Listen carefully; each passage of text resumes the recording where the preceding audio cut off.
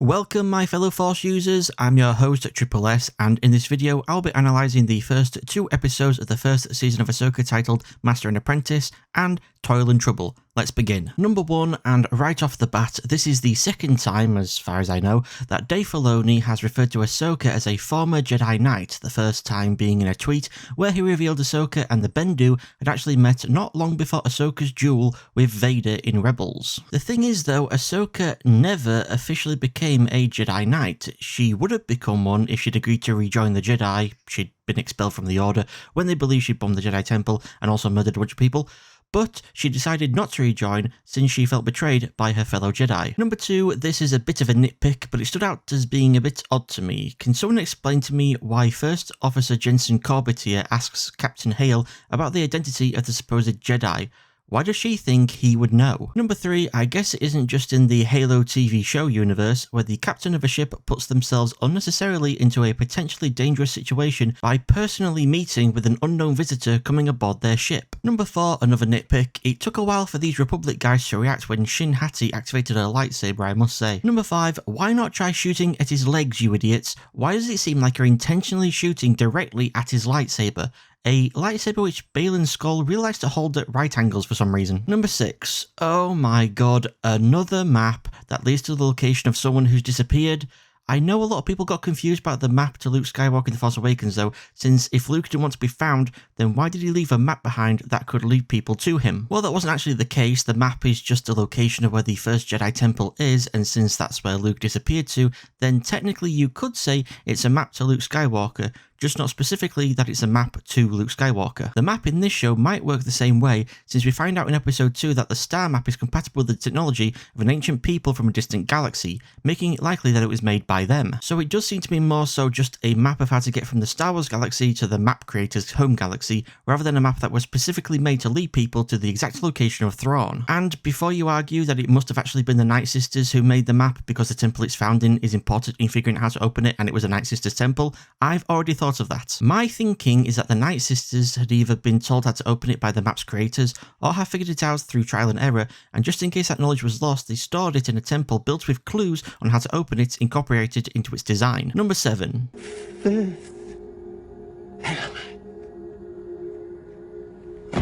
Number 8. The map. What the heck? He sounds just like Kylo Ren. The map. Number 9, if these HK droids had been able to alter the timers on their self-destructs, Ahsoka would have been blown to bits and the show would have ended right here. Number 10, I wonder how Hu Yang, voiced by David Tennant, ended up with Ahsoka. The last time we saw him was in the 9th episode of Season 5 of The Clone Wars, all the way back in 20 BBY. The final episode of a 4-part story arc where Ahsoka escorts a bunch of younglings, one voiced by Jeff Fisher, to the planet Ilum, you know, the planet the First Order turned into Starkiller Base, to find kyber crystals for their lightsabers. After leaving Ilum, they are attacked by Hondo and his pirates. Ahsoka is captured and taken to Florum. The younglings, who have built their lightsabers, Hu Yang and R2-D2, go to rescue her. The Jedi and the pirates end up joining forces to rescue Hondo, who has been taken prisoner by General Grievous, and they all leave Florum. Number 11, for those who may not know, the word Fulcrum isn't the name of the ship Ahsoka and Hu Yang are on, but rather a code name used by Ahsoka and others. Originally, the word Fulcrum was the name of a subspace communications frequency used by Anakin Skywalker, but was adopted by Ahsoka after the rise of the Empire so as to keep her identity secret from them whilst working alongside the rebels. After Ahsoka's duel with Darth Vader and her presumed death, the codename was then also used by other rebel spies and operatives, most notably Imperial agent Alexander Callis, who had become disillusioned with the Empire, and rebel agent Cassian Andor. Number 12, yep, that is in fact Governor Ryder Azadi, who was voiced by Clancy Brown in the Rebels cartoon and is played here by him in live action. Number 13, well would you look at that, Jai Kell all grown up, gone from Imperial cadet to rebel to now a senator representing Lothal. Number 14, the Spectre's mural here looks pretty identical to the one we see at the end of Rebels, though Zeb looks a little goofier in my opinion with his mouth being so low, and Hera's face has been noticeably altered. Number 15, I feel like the song Danger Zone would work quite well over this Sabine speeder bike stunt scene. I actually thought she was going to ramp up off of the ship's wing rather than slide underneath it. Number 16, I don't know about you guys, but I prefer how the CGI Lothcat looked in The Mandalorian over this puppet Lothcat. The Mandalorian Lothcat looked more cat-like to me. Number 17, this is, I believe, the first time in the Disney canon that we have heard about a human being a Night Sister.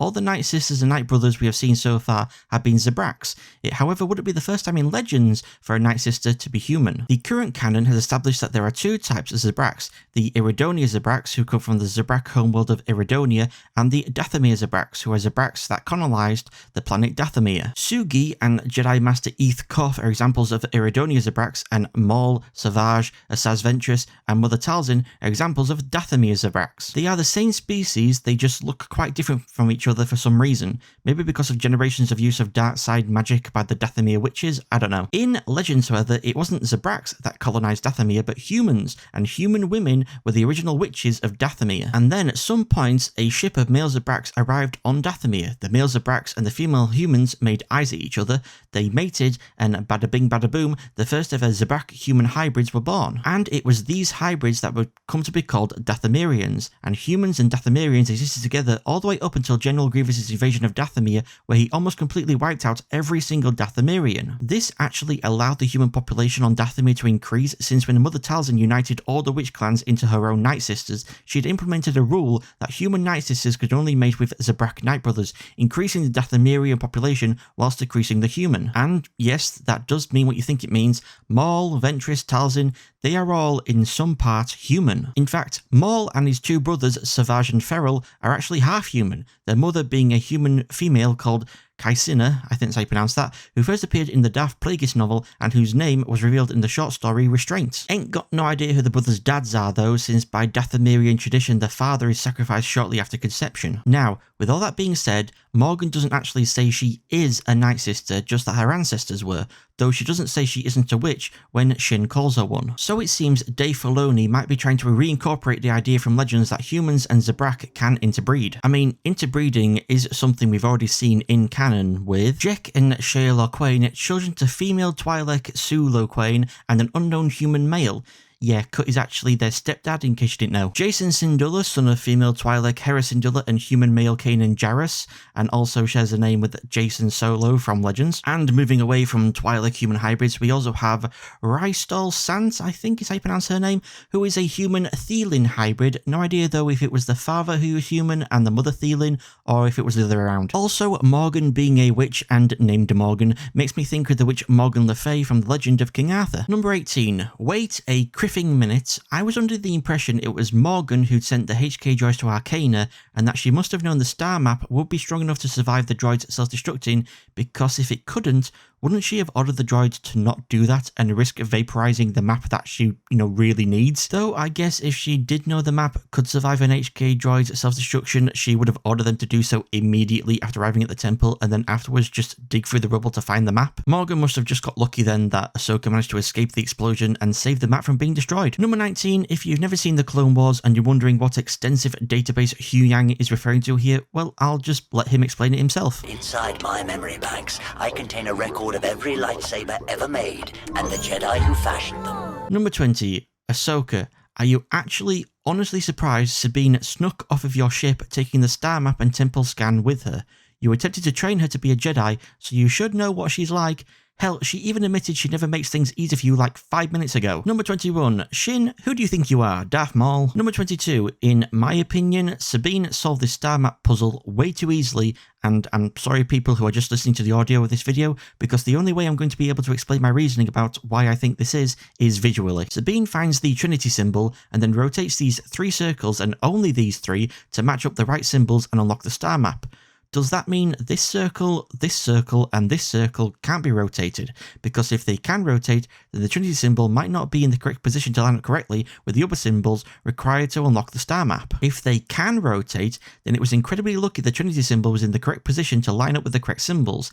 And if they can't, then this essentially is the world's most easily solvable Rubik's Cube, and shouldn't have taken Sabine this long to solve. She should have solved it by accident long before noticing the Trinity symbol. Number 23. Excuse me Sabine, but are you a goddamn Terminator, or are your bones coated in adamantium or something? How are you punching, kicking and elbowing droids made of metal without breaking your bones? I mean, the most famous clone trooper in all of Star Wars history is the one that punches a battle droid, screams in pain after doing so, then gets shot. Also, he is cut punching a commando droid and hurting his hand, and why not throw Obi-Wan hurting himself kicking Grievous's leg in as well for good measure? We'll just ignore Cody kicking a battle droid, Razor punching a commando droid to save Stack, this clone punching punching Grievous in the face, and this clone beating down a battle droid like he's trying to get added into a Mortal Kombat game. Number 24, why didn't this HK droid just shoot Sabine right here? Or here? It almost makes me think they've been ordered not to kill, especially what Balin says at the end of episode 2. But if that were the case, the droids would be shooting to stun, not kill. Number 25, why does Sabine shooting the droid's foot make it let go of her? I assume it hasn't been programmed to feel pain, so why would it react at losing its foot by releasing her? Number 26, I think this was a pretty decent lightsaber duel. I especially liked how Shin used her cape, kind of like how Batman does in the Arkham gaze to disorientate Sabine. I can, however, already hear all the usual complaints of the spinning around is completely unnecessary and they telegraph their attacks too much, etc, etc, etc. These complaints usually come from people who don't like the idea of the rule of cool, i.e. boring people, so their whining can just be ignored. Number 27, and here's another thing that's got a lot of people throwing a tantrum, Sabine getting stabbed. Here's the thing though, back when Reva got stabbed by Vader and then appeared in the next episode walking around, that was a valid criticism because Vader's lightsaber should have gone right through Reva's spine, paralysing her. Here, however, Shin stabs Sabine off-center in the kidney region, completely missing Sabine's spine. Though, even if Sabine's spine was severed, it wouldn't have taken long at all for Ahsoka to get to a hospital and throw her into a tank of Bacta, the near-miraculous one-size-fits-all healing goo. So yeah, Sabine had a much higher chance of surviving this stabbing than both Qui-Gon and Reva, and her recovery is a heck of a lot more believable than Reva's. Number 28, before the credits we get the message for our friend Rey, which refers to Ray Stevenson, voice of Gar Saxon in the Clone Wars and Rebels, and Balon Skull actor, who passed away in May 2023. Rest in peace, Ray. Number 29, and now on to episode 2. And yeah, the reason there isn't long left in the video is because I couldn't actually find a massive amount of stuff to talk about from episode 2. It's a good episode, just more slower paced than episode 1. Anyways, let's get back on track. Balin being the one to discover that the reflex point is on the planet Cetos implies Morgan knew about the map, knew where it was stored, but didn't actually know how to open it, because if she did, then she would have already figured out where the reflex point is located. And then what also doesn't make sense in a later scene is how upon arriving on Cetos, she immediately recognizes the structure as being made by an ancient people from a distant galaxy, and how the star map will interact with it to produce the images that it does. Has she visited other structures made by these ancient extragalactic people on other planets before? Seen them activated using other star maps maybe? This might also conflict with the point that Morgan's factories on Corellia have been refurbishing hyperdrive cores from Super Star Destroyers to be used in the Eye of Sion for what appears to be quite some time. But how could Morgan know she would need a ship with multiple hyperdrive cores to travel to a different galaxy if she didn't know Thrawn was in a different galaxy to begin with? I guess it could be that her sensing Thrawn calling out to her across time and space allowed her to figure out he was in a different galaxy? Or it could just be that Morgan did figure out how to open the star map, but for some reason she couldn't figure out where the reflex point was, despite the map pointing directly to it. Number 30, did anyone else spot the Purgle flying above Cetos? It's very blink and you miss it. You could be forgiven for thinking the Purgle song is just part of the music, but Balin visibly reacts to it and looks up at it. And if you don't know what Purgle are, they're essentially space whales that can travel through hyperspace. This is how Thrawn and Ezra managed to end up in a distant galaxy. The pair were aboard Thrawn's flagship, the Chimera, when Ezra used the Force to get 3 Purgle Ultras to grab hold of the ship and jump into hyperspace. Purgle being able to travel through hyperspace is also how Grogu spotted a pod of them in the first episode of Season 3 of The Mandalorian. Number 31, whoever's controlling the guns on Transport CT-05 either is or must have been a stormtrooper because their aim is absolutely rubbish. Number 32, did anyone else think Marek was going to pull a Rebels and Helisaber away from Ahsoka when he started spinning his blade? I really wanted him to, just so I could point and laugh at all the Star Wars critics violently losing their tiny minds over it. Number 33, I've seen debates on whether this scene at the Spectres mural is meant to be the same one from the end of Rebels, only retconned to be slightly different, or if it's just meant to be a callback. The scene at the end of Rebels has Sabine touch Ezra's face on the mural, and then Ahsoka the White shows up and the two head out. This scene shows Sabine touching Ezra's face on the mural in an almost identical fashion, but then Ahsoka isn't all dressed up in white, and Hu Yang is also present. So it does seem it is meant to be the same scene, just with some slight differences. However, the reference book Star Wars Timelines places the Rebels scene as occurring in 5 ABY, whereas we know Ahsoka takes place around 9 ABY, as Sabine actress Natasha Liu Bordizzo revealed it runs along the same timeline as The Mandalorian Season 3, which takes place in 9 ABY, as stated in the Star Wars timelines. To round all this off, my most disliked part of Episode 1 goes to Sabine being able to punch and kick droids without injuring herself. And my most disliked part of episode 2 goes to Marok not heli-sabering to escape Ahsoka. And my most liked part of episode 1 goes to Sabine's speeder bike stunt, and my most liked part of episode 2 goes to a character I haven't even mentioned yet, and that's Chopper, who's still bringing the same old Chopper hijinks we all know and love. That was analysing episodes 1 and 2 of Ahsoka. Thank you all so much for watching. I've been Triple S, you've all been amazing, and I shall see you all in the next video.